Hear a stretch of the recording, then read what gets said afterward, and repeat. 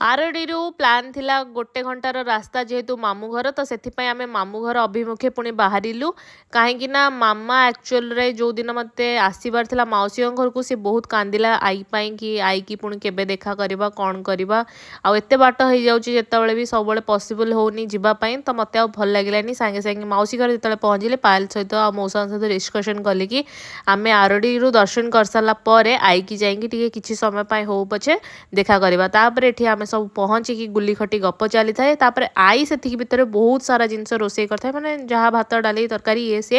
हेले मु मोर खाइली चकुली पिठा आई हाथर चकुली पिठा मतलब बहुत भल लगे मामार एत किसी खास लगे तो खाई पीकी टे रेस्ट नेलु आई जितेबाला भी मो मामू घर को जाए ना कहे कि चा टे मो बनई दे आटा समस्त बनई थी तो एमती लास्ट को फेरी आसलु जोटा कि समस्त को दुख लगे मामा तो पूरा कांदी पकेला आई छाड़ी आसला